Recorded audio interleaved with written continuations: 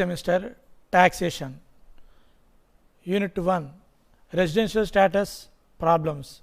Residential status last క్లాస్లో మనం tax incidence residential status గురించి మనం చెప్పడం జరిగింది. ఒకసారి లాస్ట్ క్లాస్ని మనం రివైజ్ చేసుకుందాం. దాని తర్వాత ప్రాబ్లమ్స్ అన్నీ కూడా దాని మీద డిపెండ్ అవుతాయి కాబట్టి ఒకసారి రివైజ్ చేస్తున్నాను. సో రెసిడెన్షియల్ స్టేటస్లోని కాలమ్స్ మనం ఏమేమి తీసుకోవాలి? Particulars, resident, not ordinarily resident, non resident, మొత్తం 3 కాలమ్స్ అనేది మనం చూపిస్తాం.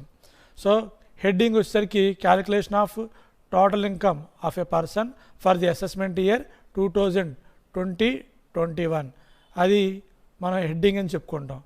పర్టికులర్స్లోని first point income earned in India and received in India అయితే 3 చోట్ల ట్యాక్స్ పడుతుంది. Income earned in India and received outside India 3 tax పడుతుంది. Income earned outside India and received in India 3 tax పడుతుంది.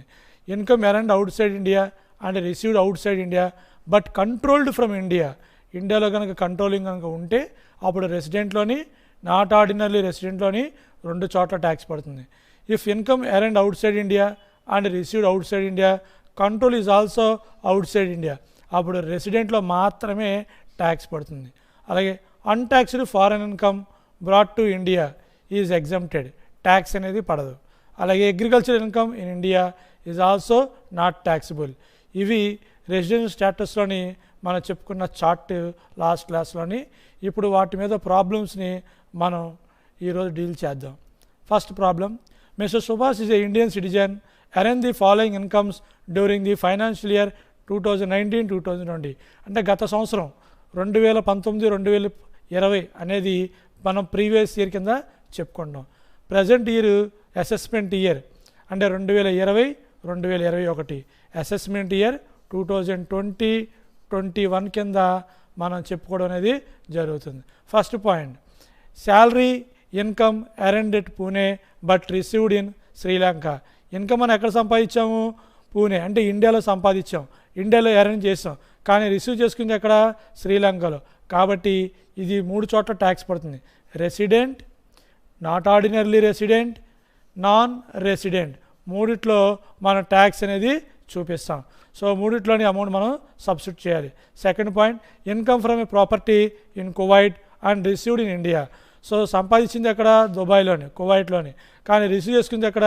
ఇండియాలో. అంటే earned outside India but received in India, బయట సంపాదించి ఇండియాలో తీసుకున్నాం, అప్పుడు కూడా 3 చోట్ల ట్యాక్స్ పడుతుంది. 3 చోట్ల అంటే మీనింగ్ ఏంటి? Resident, not ordinarily resident, non resident 3 కాలమ్స్లోని మన అమౌంట్ 1,58,000ని చూపించాలి. Next, profit from A speculation business in India. Speculation business అంటే మీనింగ్ ఏంటి? షార్ట్ టర్మ్ బిజినెస్ అంటే ఏంటి? గోల్డ్ కొని అమ్మటం, షేర్స్ కొని అమ్మటం, అలా స్వల్పకాలికంలోనే అంటే with in the period of 1 year వ్యాపారం పెట్టి వ్యాపారాన్ని క్లోజ్ చేస్తే దాన్ని స్పెక్యులేషన్ బిజినెస్ అని చెప్పి అంటారు. So profit from speculation business in India, ఇండియాలో చేసాడు కాబట్టి ఆటోమేటిక్గా 3 చోట్ల అంటే resident, not ordinarily resident, non resident అలా 3 చోట్ల ట్యాక్స్ అనేది పడుతుంది. Next, profit earned in from a business in Kenya, కెనియాలో సంపాదించారు, and received in Kenya which is control in India, ఇండియాలో కంట్రోల్ కాబట్టి రెసిడెంట్, నాట్ ఆర్డినర్లీ రెసిడెంట్ 2 చోట్ల మాత్రమే పన్ను పడుతుంది. Next, profit from a business in Nepal, నేపాల్లో బిజినెస్ చేశాడు అండ్ డిపాజిట్ చేయాలి, అక్కడే సంపాదించి అక్కడే రిసీవ్ అంటే earned outside India, received outside India. నేపాల్లో సంపాదించాడు, నేపాల్లో రిసీవ్ చేసుకున్నాడు, కాబట్టి 1 చోటే ట్యాక్స్ పడుతుంది. రెసిడెంట్ కాబట్టి రెసిడెంట్లో మాత్రమే ట్యాక్స్ అనేది 5th పాయింట్కి సంబంధించింది పడుతుంది. Next, first untaxed foreign income brought to India. విదేశాల్లో మనం సంపాదించి ఆ డబ్బును మనం ఇండియాకి తీసుకొచ్చాం, అంటే విదేశాల్లో సంపాదిస్తే డాలర్స్ రూపంలో వస్తుంది. ఆ డాలర్స్ అనేవి మన ఇండియాకి ఎంతో అవసరం, చాలా ఇంపార్టెంట్. కాబట్టి ఆ డబ్బు కనుక ఇండియా తీసుకొస్తే మన ఇండియాలో 7 సంవత్సరాల వరకు పన్ను వేరు. విదేశాల్లో డబ్బు సంపాదించి మన ఇండియాకి కనుక తీసుకొస్తే ఆ డబ్బు మన వ్యాపారం ఇక్కడ ఇండియాలో పెట్టుకుంటే కనుక 7 సంవత్సరాలు ఆ డబ్బు మీద సంపాదించే ఇన్కమ్ మీద మనకి ట్యాక్స్ అనేది వేరు. ఆ తర్వాత యథావిధిగా మన భారతీయులతో పాటు వాళ్ళకి పన్ను అనేది ఆ అమౌంట్ మీద పడడం అనేది జరుగుతుంది. So at present past untaxed income brought to India అనేది నాట్ ట్యాక్సిబుల్. 6వ point 6th point not taxable కింద మనం చెప్పుకుంటాం.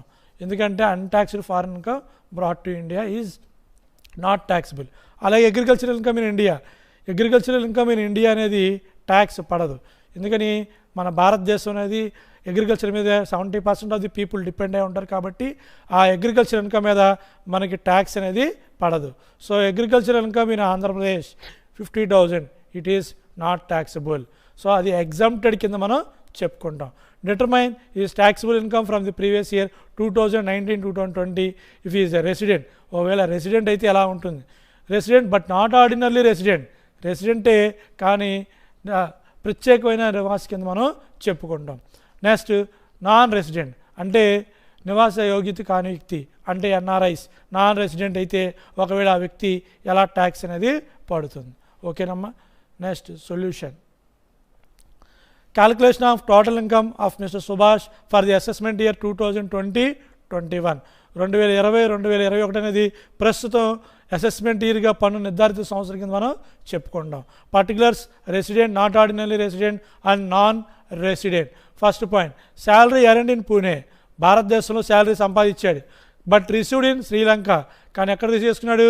శ్రీలంకలోని. కాబట్టి ఎన్ని చోట్ల ట్యాక్స్ పడుతుంది? 3 చోట్ల. Resident, not ordinary resident and non resident మూడిట్లోని మన అమౌంట్ని జమ చేయాలి. ఓకేనమ్మా, రికార్డ్ చేయాలి. Second one income from property in Kuwait. So Kuwait అంటే దుబాయ్ కింద వస్తుంది. అలాగే రిసీవ్డ్ ఇన్ ఇండియా, ఇన్కమ్ ఎక్కడ సంపాదించారు? విదేశాల్లో సంపాదించారు. విదేశాల్లో సంపాదించి ఆ డబ్బుని ఎక్కడ తీసుకున్నారు? ఇండియాలో రిసీవ్ చేసుకున్నారు. అరేంజ్ చేసిందేమో కువైట్లోని, రిసీవ్ చేసుకుందేమో ఇండియాలోని. కాబట్టి 3 చోట్ల resident, not ordinary resident, non resident మూడిట్లో మనకి ట్యాక్సిబుల్ కింద మనం చెప్పుకుంటాం. Next profit from a business, speculation business in India. వ్యాపారం చేస్తుంది ఎక్కడ? ఇండియాలోని. ఆటోమేటిక్గా ఇండియాలో సంపాదించినట్టే కింద లెక్క వస్తుంది. ఇండియాలో రిసీవ్ చేసుకున్న కిందే మన లెక్కలో చెప్పుకుంటాం. కాబట్టి 3 చోట్ల మనకి ట్యాక్స్ అనేది పడుతుంది. సో రెసిడెంట్లోని 2 lakhs, నాట్ ఆర్డినరీ రెసిడెంట్లో 2 lakhs, నాన్ రెసిడెంట్లో కూడా 2 lakhs అమౌంట్ మనం చూపిస్తాం. ఓకేనమ్మా. Next points continue. Profit earned in Kenya and received in Kenya. Business ఎక్కడ చేసాం? కెనియాలో చేసాం, లాభాలు సంపాదించాం. అండ్ రిసీవ్ చేసుకుంది కూడా ఎక్కడ? మనం కెనియాలోని. Which is controlled from India. India నుంచి ఆ వ్యాపారాన్ని మనం కంట్రోల్ చేస్తాం. సో బయట దేశంలో సంపాదించి బయట కనుక రిసీవ్ చేసుకుంటే కానీ కంట్రోలింగ్ ఎక్కడుంది? ఇండియా కింద ఉంది. కాబట్టి వాళ్ళు రెసిడెంట్, నాట్ ఆర్డినరీ రెసిడెంట్ కింద మన ఇండియన్ కంపెనీస్ కింద వస్తాయి కాబట్టి పన్ను అనేది పడుతుంది. కాబట్టి 2,20,000 రెసిడెంట్లోని, నాట్ ఆర్డినరీ రెసిడెంట్లోని మనం ట్యాక్సిబుల్ కింద చూపిస్తాం. Next profit from a business in Nepal. So నేపాల్లోని బిజినెస్ చేసి సంపాదించారు. And deposited in a bank there. అక్కడే సంపాదించి అక్కడే రిసీవ్ చేసుకున్నారు. ఆ డబ్బులు అక్కడే బ్యాంకులో వేసుకున్నారు. అంటే ఎర్న్డ్ ఎక్కడ? Outside India. రిసీవ్డ్ కూడా ఎక్కడ? Outside India. Earned outside India and received in outside India. Is taxable under only resident. రెసిడెంట్లో మాత్రమే పన్ను పడడం అనేది జరుగుతుంది. Okay. Next profit foreign untaxed income brought to India. విదేశాల లాభాలు వచ్చి ఆ డబ్బుని విదేశీ కరెన్సీ రూపంలోని మన భారతదేశానికి తీసుకొచ్చాం. అలాంటప్పుడు ట్యాక్స్ అనేది నాట్ ట్యాక్సిబుల్, ఎగ్జంప్టెడ్. అది పన్ను అనేది పడదు, ఎగ్జంప్ట్ కింద మనం చెప్పుకుంటాం. ట్యాక్స్ అనేది పడదు కింద వస్తుంది. ఎప్పుడు ఎన్ని సంవత్సరాలు పడదని చెప్పాం? 7 years. 7 years వరకు మనకి పన్ను అనేది పడదు. కాబట్టి ఎగ్జంప్టెడ్ కింద మనం నిల్ నిల్ నిల్ అని చెప్పి చూపిస్తాం. Next agriculture income in Andhra Pradesh. మన ఇండియాలోని వ్యవసాయ ఆదాయం అనేది ఎగ్జంప్టెడ్ అండర్ సెక్షన్ 10. మనం సెక్షన్ 10 ప్రకారంగా సబ్సెక్షన్ 1 ప్రకారంగా అగ్రికల్చర్ ఇన్కమ్ అనేది మన భారతదేశంలోని పూర్తిగా మినహాయింపు ఇవ్వడం అనేది జరుగుతుంది. నెక్స్ట్ మనం 1 to 5 పాయింట్స్ని రెసిడెంట్ టోటల్ చేస్తే 8,40,000. అలాగే 1 to 7 పాయింట్స్ టోటల్ చేస్తే కనుక 8,28,000 నాట్ ఆర్డినరీ రెసిడెంట్. అలాగే నాన్ రెసిడెంట్ 6,08,000. ఈ టోటల్ వస్తుంది. ఆ టోటల్ మీద మనకి ట్యాక్సిబుల్ ఇన్కమ్ అనేది క్యాలిక్యులేట్ చేయడం జరుగుతుంది. Next problem number 2. Mister Kiran is a resident. Disclose the following particulars of his income during the previous year 2019-20. 2019-2020 ప్రకారంగా గత సంవత్సరం తీసుకున్నాం దాని మీద పన్ను 2020 2021 అసెస్మెంట్ ఇయర్లో మనం క్యాలిక్యులేట్ చేస్తాం. ఫస్ట్ పాయింట్, మనం profit earned from a business in Hyderabad and received in India. వ్యాపారం చేసింది ఎక్కడ? హైదరాబాద్లోని. రిసీవ్ చేసుకుంది ఎక్కడ? ఇండియాలోని. అంటే ఇక్కడే సంపాదించి ఇక్కడే రిసీవ్ చేసుకున్నాం కాబట్టి రెసిడెంట్లోని, నాట్ ఆర్డినరీ రెసిడెంట్లోని, నాన్ రెసిడెంట్లోని మూడిట్లోని ఫస్ట్ పాయింట్ అనేది ట్యాక్స్ పడుతుంది. So earned in India, received in India is taxable in resident, not ordinary resident and non resident. Next, loss from a foreign business controlled from India, sale being received in India ₹50,000. ఇండియాలో వ్యాపారం చేసాం, controlling ఇండియాలో ఉంది, అలాగే amount receive చేసుకుంది ఇండియాలోనే. So వ్యాపారం చేయడం వల్ల ఫారెన్లోని, కంట్రోలింగ్ ఇండియాలో ఉంది, రిసీవ్ చేసుకుంది అక్కడ ఇండియాలోని. కాబట్టి 3 చోట్ల పడుతుంది. రెండవ పాయింట్. అయితే ఇక్కడ ఏం జరిగింది? మనకి లాస్ వచ్చింది కాబట్టి రెసిడెంట్లోని, నాట్ ఆర్డినరీ రెసిడెంట్లోని, అలాగే నాన్ రెసిడెంట్లోని మూడిట్లోని -50,000 మనం మైనస్ చేసి చూపించాలి. అది సెకండ్ పాయింట్ కింద మనం చెప్పుకున్నాం. Next third point, land sold in Delhi ఎక్కడ ఉంది? ఇండియాలోని. అంటే ఏంటి? Earned income earned in India, consideration received in కెనడాలోని ఆ అమౌంట్ రిసీవ్ చేసుకోవడం అనేది జరిగింది. The resulting in to the capital gain. So ఆస్తులు కొన్న అది దేని కింద వస్తుంది? క్యాపిటల్ గెయిన్ కింద మనం చెప్పుకుంటాం. కాబట్టి 2,50,000 అనేది 3 చోట్ల ట్యాక్స్ పడుతుంది. ఇట్ మీన్స్ రెసిడెంట్లోని ట్యాక్స్ పడుతుంది, అలాగే నాట్ ఆర్డినరీ రెసిడెంట్లోని ట్యాక్స్ పడుతుంది, అలాగే నాన్ రెసిడెంట్లో కూడా ట్యాక్స్ పడుతుంది. అది third point. Next, profit from a business in USA and deposited in a bank there. ఎక్కడ సంపాదించాం? వ్యాపారం చేసింది అమెరికాలోని. ఆ డబ్బులు ఎక్కడ డిపాజిట్ చేసాం? మనం అమెరికాలో డిపాజిట్ చేసాం. కాబట్టి earned outside India, received outside India, కాబట్టి మనకి ఒక చోటే ట్యాక్స్ అనేది పడుతుంది. కాబట్టి ఫిఫ్త్ పాయింట్, మనకి 2,20,000 అనేది ఒక రెసిడెంట్లో మాత్రమే ట్యాక్సిబుల్ కింద మనం చెప్పుకుంటాం. Next, share of income HUF అంటే ఉమ్మడి కుటుంబం, రిసీవ్డ్ ఇన్ ఏ కోల్కత్తా ₹1,50,000.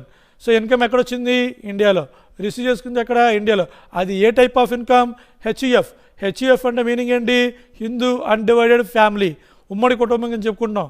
ఉమ్మడి కుటుంబంలో వచ్చిన ఆస్తిలో వాటా మనకు వస్తే అది మనకి పూర్తిగా మినహాయింపు అనేది లభిస్తుంది. కాబట్టి ఎగ్జంప్టెడ్, ట్యాక్స్ అనేది మనకి పడదు. సో 6th పాయింట్ ఏదైతే ఉందో మనకి పన్ను మినహాయింపు అనేది రావటం జరుగుతుంది.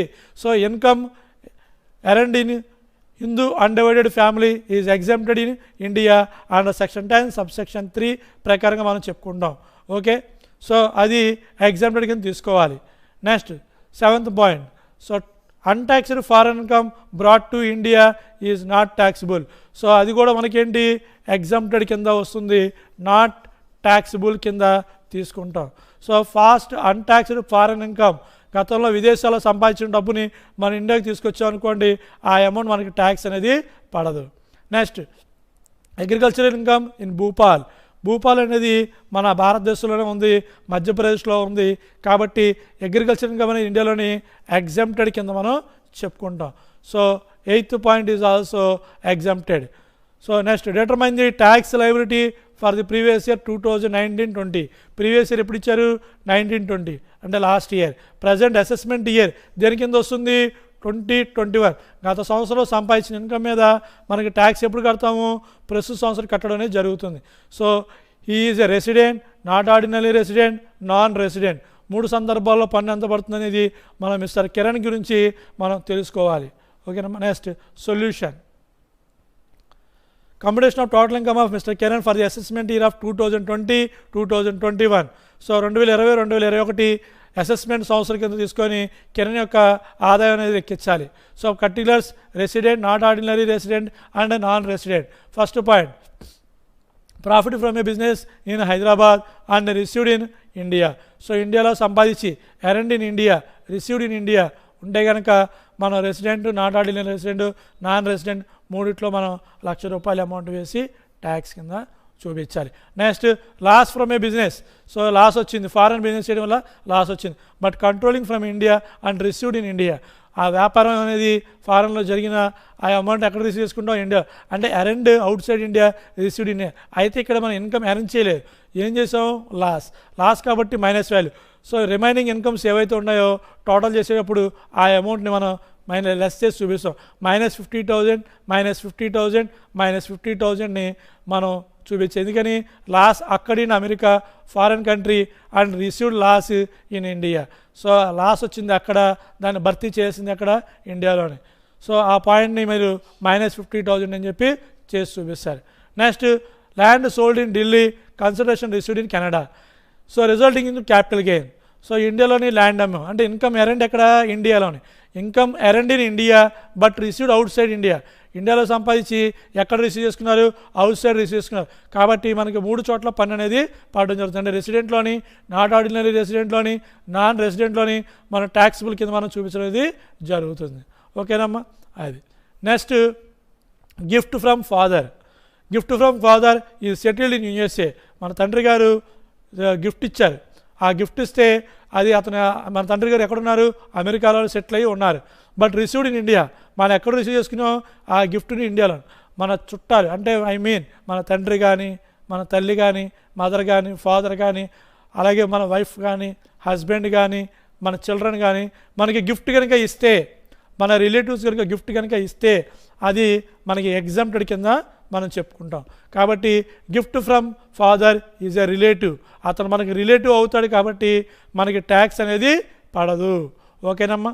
So gift from a father ఈ settle in USA is received in India. కాబట్టి ట్యాక్స్ అనేది పడదు because of is a relative. ఒకవేళ అక్కడ ఫాదర్ బదులు ఫ్రెండ్ అని ఉన్నాడు అనుకోండి, అంటే గిఫ్ట్ ఫ్రమ్ ఫ్రెండ్ అని ఉంటే ఆటోమేటిక్గా అప్పుడు 3 చోట్ల మనకి పన్ను అనేది పడుతుంది.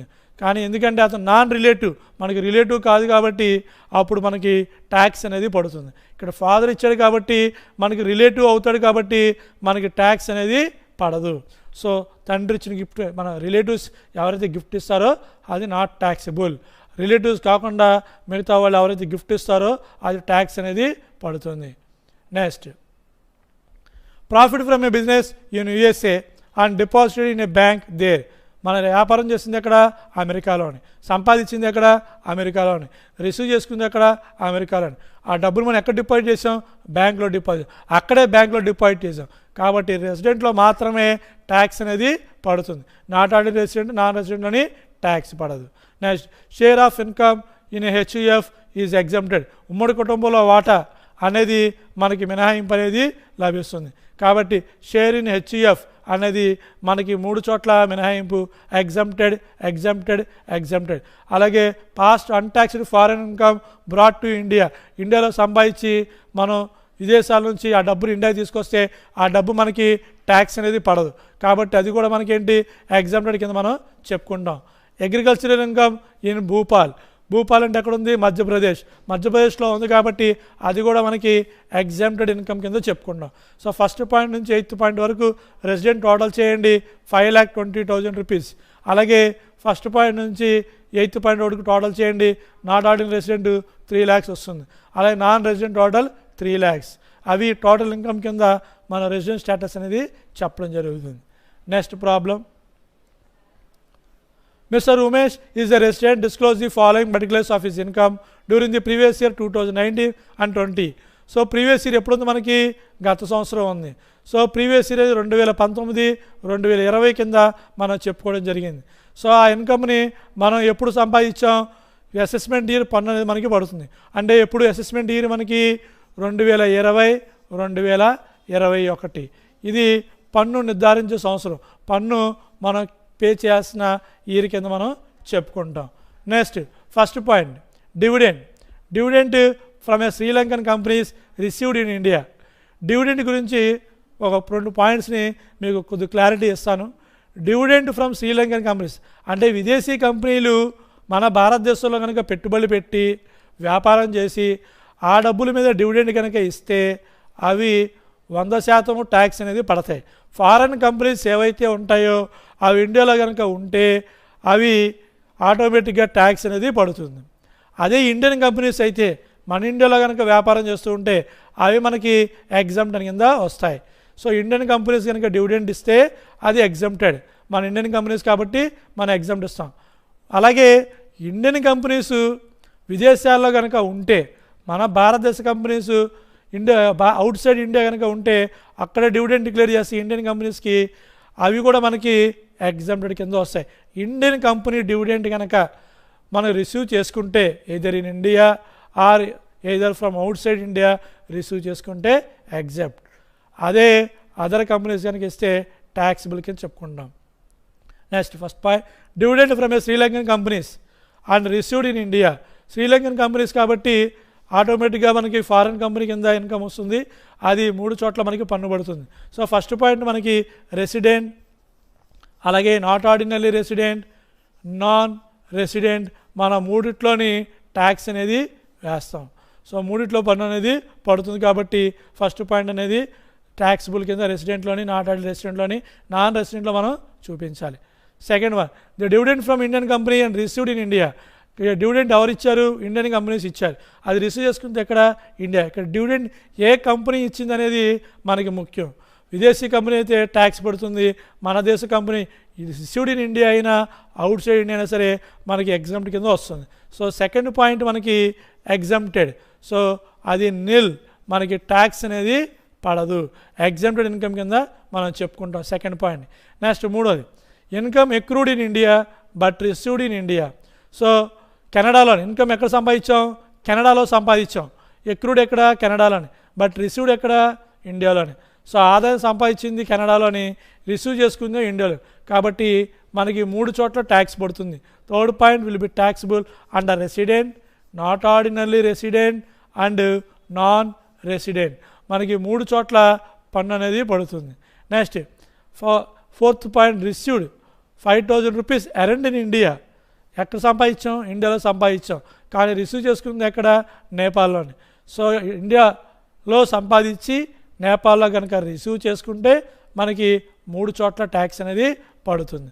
సో ఫోర్త్ పాయింట్ ఇక్కడ మనం సింపుల్గా గుర్తుపెట్టుకోవాల్సింది ఏంటంటే, చాలా ఈజీగా ఇండియాలో సంపాదించి ఇండియాలో రిసీవ్ చేసుకున్నా, బయట సంపాదించి ఇండియాలో రిసీవ్ చేసుకున్నా, ఇక్కడ సంపాదించి మనం బయట రిసీవ్ చేసుకున్న 3 చోట్ల ట్యాక్స్ పడుతుంది. అది చాలా సింపుల్ లాజిక్గా మీరు ఈజీగా గుర్తుపెట్టుకోవచ్చు. అలాగే బయట సంపాదించి బయట రిసీవ్ చేసుకుంటే అది కంట్రోలింగ్ ఇండియా నుంచి ఉంటే 2 చోట్ల ట్యాక్స్ పడుతుంది. అదే బయట రిసీవ్ చేసుకుని బయట తీసుకుంటే 1 చోట ట్యాక్స్ పడుతుంది. అన్టాక్స్డ్ ఫారెన్ ఇన్కమ్, అలాగే అగ్రికల్చర్ ఇన్కమ్స్, అలాంటి షేర్ ఆఫ్ హెచ్ఈఎఫ్, అలాంటివన్నీ కూడా మనకి ఎగ్జామ్ట్ అనేది ఇవ్వటం జరుగుతుంది. సో అలా సింపుల్గా మనం గుర్తుపెట్టుకోవడానికి ఆ ఒక టేబుల్ని మనం ఈజీగా ఐడెంటిఫై చేసుకోవచ్చు. Next, house property income computed from Sri Lanka. So income మనం ఎక్కడ సంపాదించాం? శ్రీలంకలోని. రిసీవ్ చేసుకుంది ఎక్కడ? శ్రీలంకలోని. కాబట్టి 1 చోటే ట్యాక్స్ పడుతుంది. ఫిఫ్త్ పాయింట్, రెసిడెంట్లో మాత్రమే మనం చూపించడం అనేది జరుగుతుంది. Next, past untaxed foreign income. Past untaxed income brought to India during the previous year. So విదేశాల్లో సంపాదించిన మారక ద్రవ్యాన్ని, ఫారెన్ కరెన్సీని మన ఇండియాలో తీసుకొచ్చాం, అది మనకి అన్టాక్స్డ్ కాబట్టి నాట్ ట్యాక్సిబుల్, ఎగ్జామ్టెడ్. విదేశీ కరెన్సీ మనం సంపాదించి అది ఇండియా కనుక తీసుకొస్తే మనకి వినాయింపు అనేది ఇవ్వడం జరుగుతుంది. నెక్స్ట్, ఎందుకని? ఫారెన్ కరెన్సీ మనకి చాలా అవసరం. మన దేశానికి ఎక్స్పోర్ట్స్ చేసుకోవాలన్నా, విదేశాల నుంచి ఏమైనా కొనాలన్నా వస్తువులు మనకి డాలర్స్ కావాలి, యూరోస్ కావాలి, యెన్స్ కావాలి.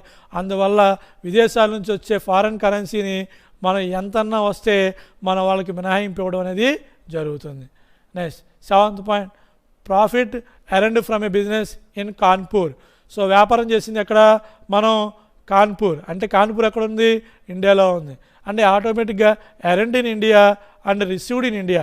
ఇండియాలో సంపాదించి ఇండియాలో రిసీవ్ చేసుకున్నాం కాబట్టి 3 చోట్ల మనకి ట్యాక్స్ పడుతుంది. Determine the taxable income in the previous year 2019-20. So assessment year ఎప్పుడు మనకి? 2020-2021. రెసిడెంట్గా ఉన్నప్పుడు ట్యాక్స్ ఎలా పడుతుంది, నాట్ ఆర్డినరీ రెసిడెంట్గా ఉన్నప్పుడు ట్యాక్స్ ఎలా పడుతుంది, అలాగే నాన్ రెసిడెంట్గా ఉన్నప్పుడు ట్యాక్స్ అనేది ఎలాగా ఉంటుంది, టోటల్ ఇన్కమ్ అనేది మనం ఎలా క్యాలిక్యులేట్ చేస్తాం అనేది తెలుసుకుందాం. Next, solution. So computation of total income Mr. Umesh for the assessment year 2020-21. So dividend from a Sri Lankan company and received in India. Sri Lankan కంపెనీలు మనకి డివిడెండ్ మనకు వచ్చినాయి, అలా రిసీవ్ చేసుకుంది ఎక్కడ, ఇండియాలో. సో ఇన్కమ్ అరౌండ్ ఎక్కడ, outside India, but received ఎక్కడ, ఇన్ ఇండియా. కాబట్టి మనకి 3 చోట్ల tax earned outside India, received in India. Income earned outside India, received in India. కాబట్టి రెసిడెంట్లో 4 lakhs, నాట్ ఆర్డినరీ రెసిడెంట్లో 4 lakhs, నాన్ రెసిడెంట్లో 4 lakhs మనం చూపించాలి. Next second point, dividend from a Indian company and received. Indian companies కనుక dividend ఇస్తే exempted, మనకి పన్ను అనేది పడదు. నిల్ నిల్ నిల్ ఎగ్జామ్టెడ్ కింద మనం చెప్పుకుంటాం. Next income accrued in Canada but received in India. Income సంపాదించింది ఎక్కడ, కెనడాలోని, కానీ రిసీవ్ చేసుకుంది ఎక్కడ, ఇండియా. అంటే income earned outside India but received in India. కాబట్టి resident, not ordinary resident, non resident మూడిట్లో మనకి ట్యాక్స్ పడడం అనేది జరుగుతుంది. ఓకేనమ్మా. Next fourth point, income earned in India but received in Nepal. Income సంపాదించింది ఎక్కడ, ఇండియాలోని, రిసీవ్ చేసుకుంది ఎక్కడ, నేపాల్లోని. అంటే earned in India and received outside India. Arrange చేసింది ఇండియాలోని, రిసీవ్ చేసుకుంది నేపాల్లోని. కాబట్టి మనకు 3 చోట్ల ట్యాక్స్ పడుతుంది. So resident, not ordinary resident, non resident 3 సందర్భాల్లోని మన పన్ను విధింపు అనేది ఉంటుంది. Next house property income from house property computed. అంటే టోటల్ ఇన్కమ్, అంటే క్యాలిక్యులేషన్స్ అన్నీ అయిపోయి తర్వాత వచ్చిన టోటల్ ఇన్కమ్ అనమాట. కంప్యూటెడ్ అంటే అగ్రిగేట్ నెట్ అమౌంట్ అది. సో ఫ్రమ్ శ్రీలంక, కాబట్టి ఇల్లు ఎక్కడ ఉంది, శ్రీలంకలో ఉంది. ఇన్కమ్ ఎక్కడ సంపాదించాడు, శ్రీలంకలోని, రిసీవ్ చేసుకుంది ఎక్కడ, శ్రీలంకలోని. కాబట్టి అది రెసిడెంట్లో మాత్రమే ట్యాక్స్ అనేది పడుతుంది. నెక్స్ట్ నాట్ ఆర్డినరీ రెసిడెంట్లోని, నాన్ రెసిడెంట్లోని ట్యాక్స్ అనేది పడదు. Next past untaxed foreign income. So విదేశాల్లో సంపాదించిన ఇన్కమ్ని మన ఇండియాకి తీసుకొచ్చాం కాబట్టి ట్యాక్స్ పడదు, అంటే ఎగ్జామ్టెడ్. ఫారెన్ కరెన్సీ ఇండియా కనుక తీసుకొస్తే ఎగ్జామ్టెడ్ మనకి ట్యాక్స్ అనేది పడదు. అలాగే profit earned from A Kanpur business in India. Kanpur ఎక్కడ ఉంది, ఇండియాలో ఉంది.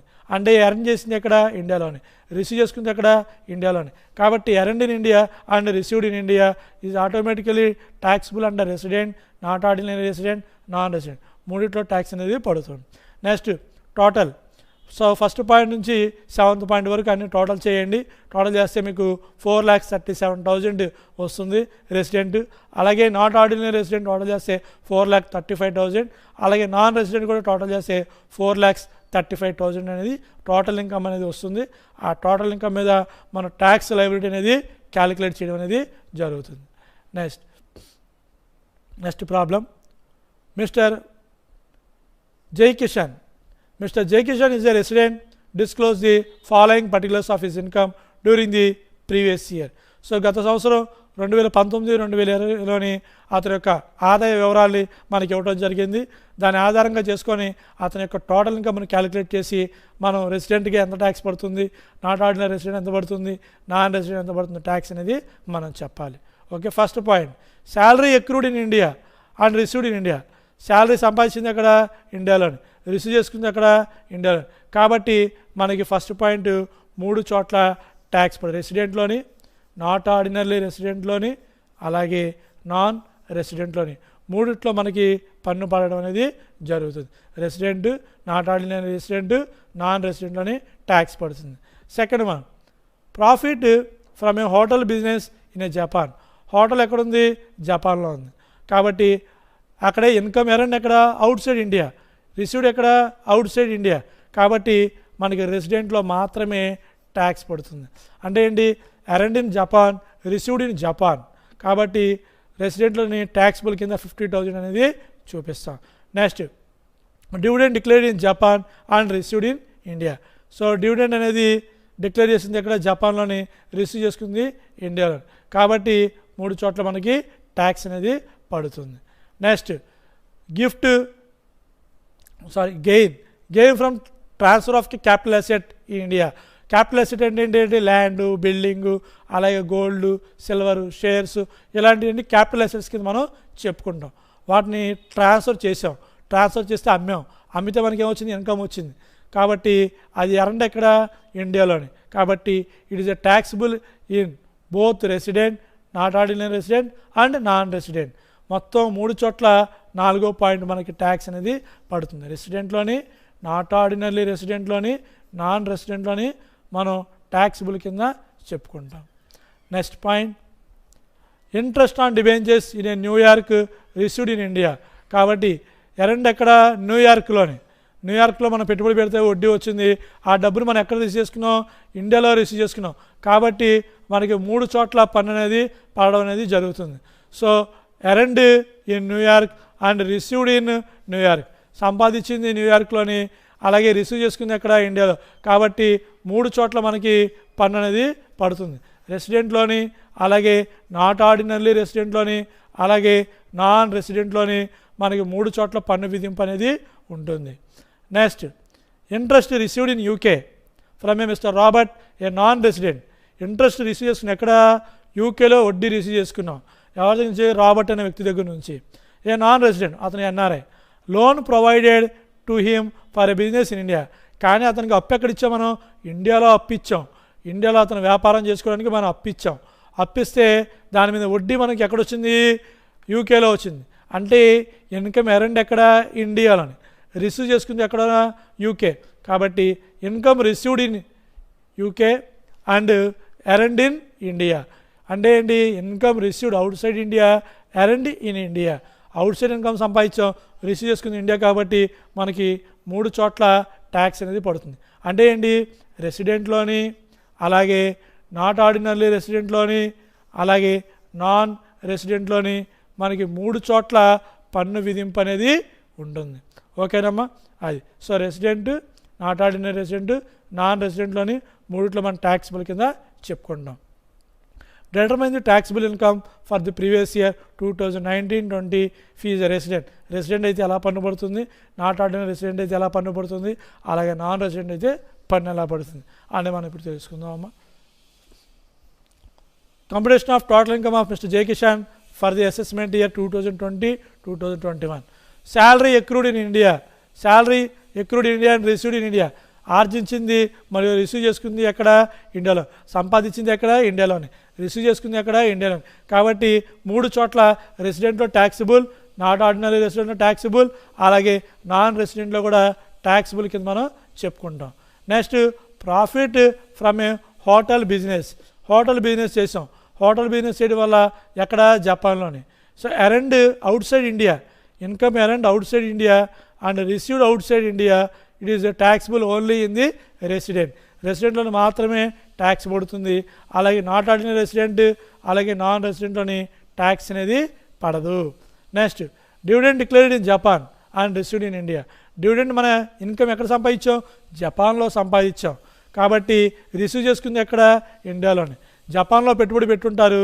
ఆ పెట్టుబడి పెట్టిన వాటి మీద జపాన్ కంపెనీ వాళ్ళు డివిడెండ్ ఇవ్వడం జరిగింది. కాబట్టి ఇన్వెస్ట్మెంట్ అనేది జపాన్లో ఉంది, ఆ ఇన్కమ్ అనేది మనం ఇండియాలో రిసీవ్ చేసుకున్నాం.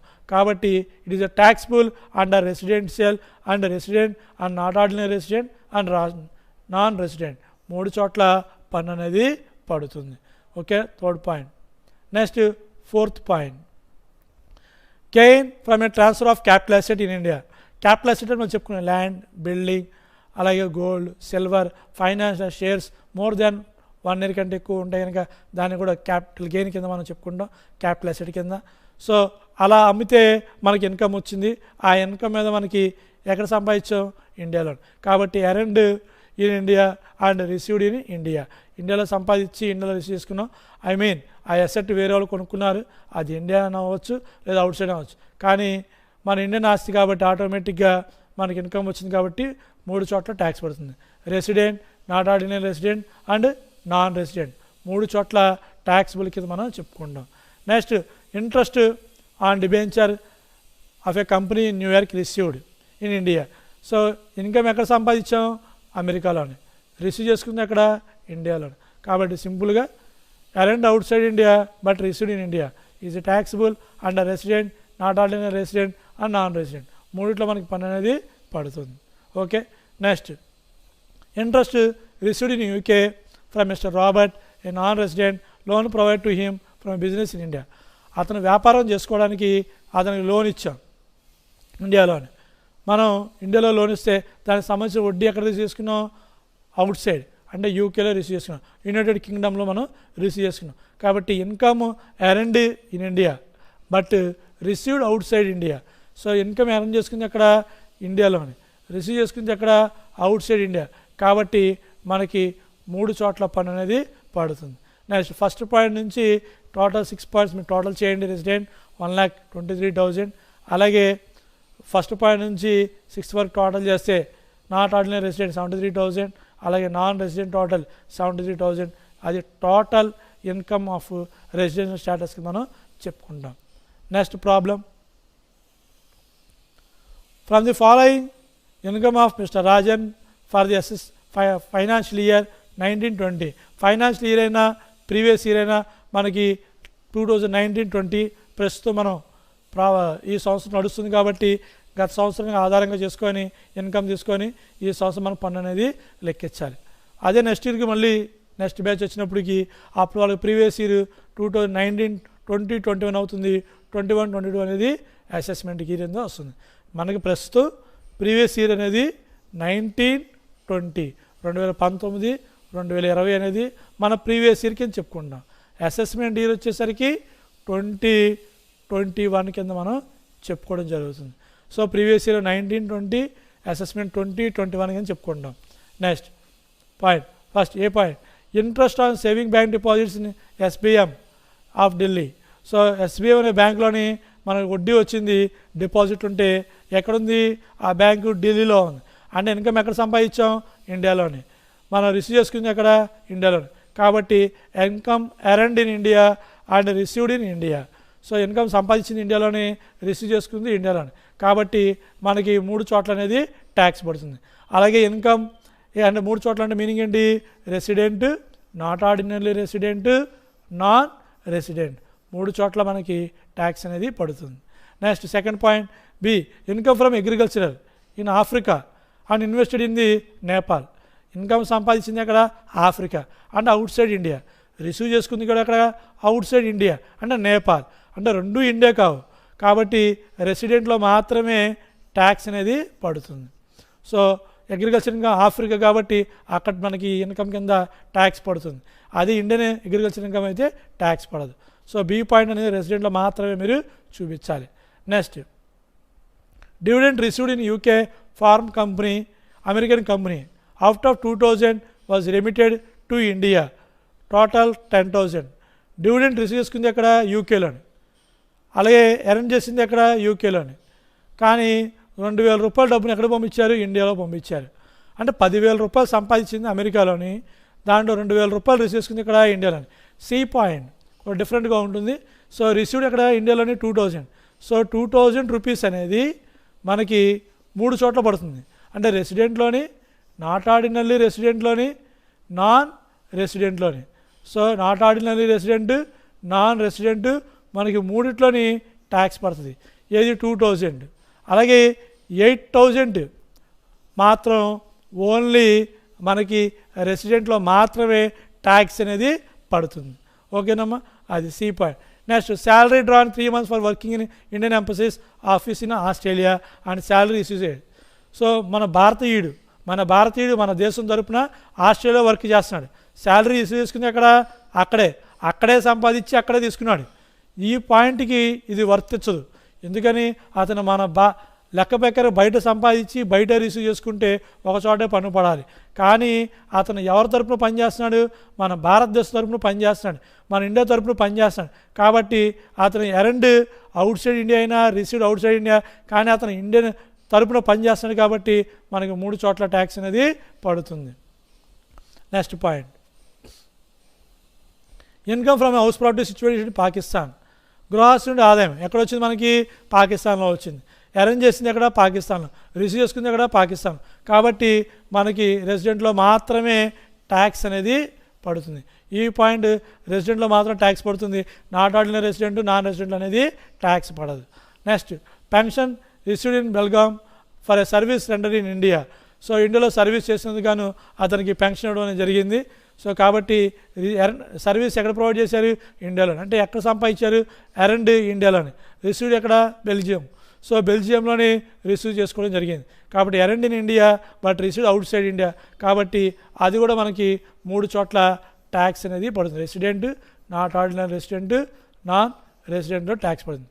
So you are required to calculate the gross total income for the assessment year 2020-21 of a resident, not ordinary resident and non resident. మూడింటికి మనం ట్యాక్స్ అనేది టోటల్ ఇన్కమ్ అనేది ఎలా పడుతుంది, ఎంత టోటల్ ఇన్కమ్ వస్తుంది అనేది మనం క్యాలిక్యులేట్ చేసి చూపించాలి. Okay, so computation of total income of mister Rajan for the assessment year 2020-21.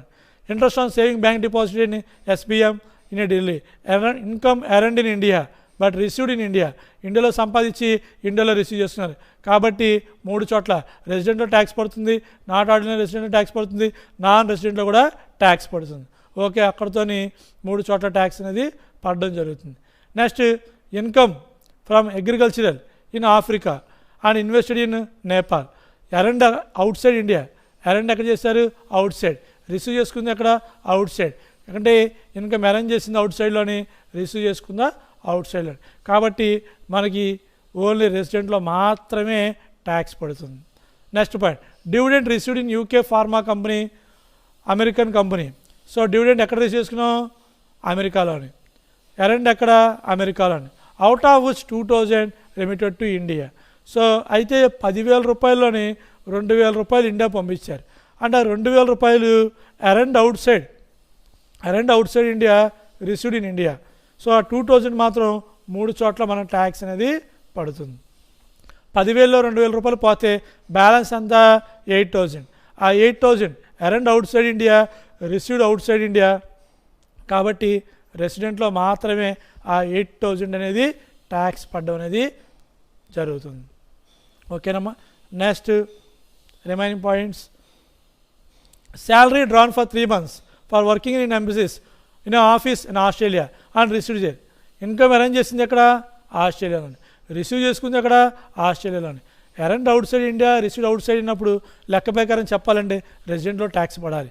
కానీ ఇక్కడ ఎర్న్ చేసింది ఆస్ట్రేలియాలోని, రిసీవ్ చేసుకుంది ఆస్ట్రేలియాలోని, అలాగే ఎర్న్ చేసింది కూడా ఆస్ట్రేలియా. కానీ అతను ఎవరి తరపున పనిచేస్తున్నాడు? మన భారతదేశం తరపున పనిచేస్తున్నాడు. అంటే ఆటోమేటిక్గా అతను అక్కడే ఉన్నా, అక్కడే తీసుకున్నా, కానీ అతను మన కోసం పనిచేస్తున్నాడు కాబట్టి మన భారతదేశం తరపున, కాబట్టి అతను ఎర్న్ చేసింది ఎక్కడ? In India. కాబట్టి ఇండియాలో ఎర్న్ చేశాడు కాబట్టి అవుట్ సైడ్ రిసీవ్ చేసుకున్నాడు కాబట్టి 3 చోట్ల మనకి ట్యాక్స్ అనేది పడుతుంది. సో కానీ వర్క్ చేసిందేమో ఆస్ట్రేలియాలోనే, రిసీవ్ చేసుకుంది కూడా ఆస్ట్రేలియాలోనే, బట్ మన దేశం తరపు పనిచేసాడు కాబట్టి అతను అక్కడే ఉంటాడు కాబట్టి, సో కాబట్టి 3 చోట్ల ట్యాక్స్ అనేది resident, not ordinary resident, non రెసిడెంట్లో ట్యాక్స్ అని చూపించాలి. Next, income from a house property situated in Pakistan. So మన ఇన్కమ్ సంపాదించింది ఎక్కడ? పాకిస్తాన్లోని. రిసీవ్ చేసుకుంది ఎక్కడ? పాకిస్తాన్లోని. కాబట్టి earned outside India, received outside India is taxable in resident only. రెసిడెంట్లో మాత్రమే ట్యాక్స్ అనేది పడుతుంది.